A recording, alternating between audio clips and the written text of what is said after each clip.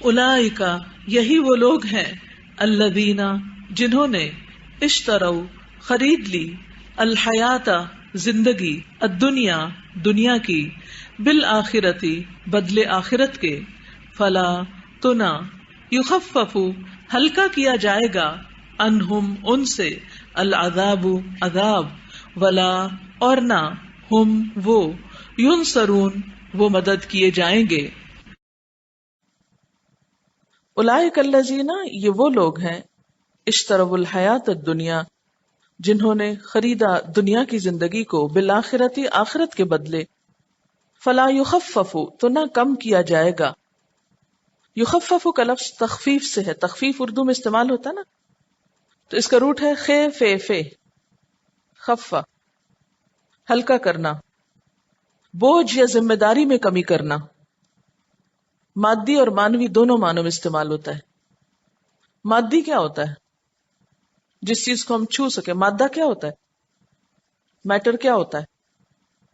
جس کو ہم چھو سکیں یا دیکھ سکیں یا چکھ سکیں.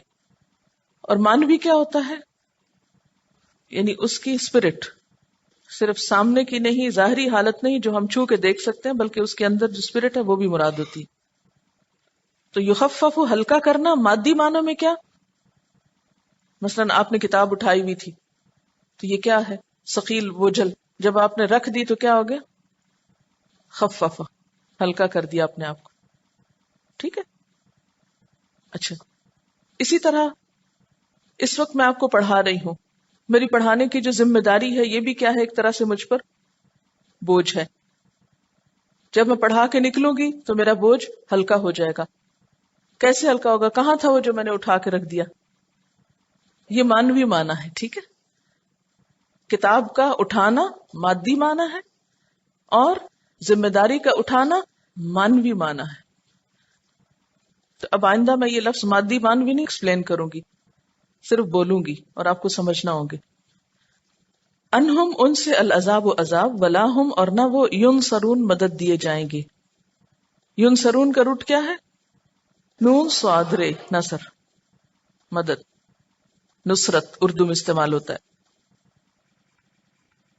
اولئک الذین اشتروا الحیات الدنیا بالآخرہ یہ وہ لوگ ہیں جنہوں نے دنیا کی زندگی آخرت کے بدلے خرید لی، یعنی اپنی آخرت کو برباد کر کے آخرت کا عذاب مول لے کر دنیا کمائی، دنیا کے چند فائدے اٹھائے.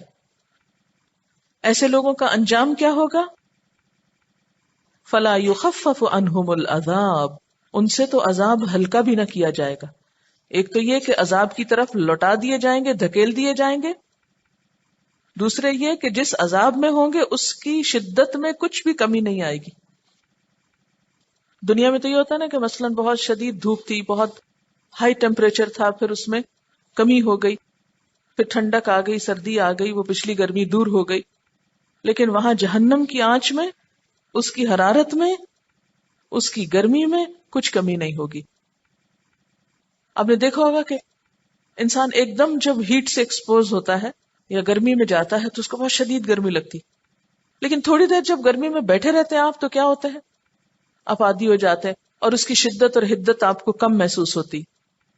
لیکن جہنم میں جو جب تک رہے گا اس کی گرمی کم نہ ہوگی، یعنی اس کے عادی ہو کر اس کے عذاب میں کمی نہ آئے گی.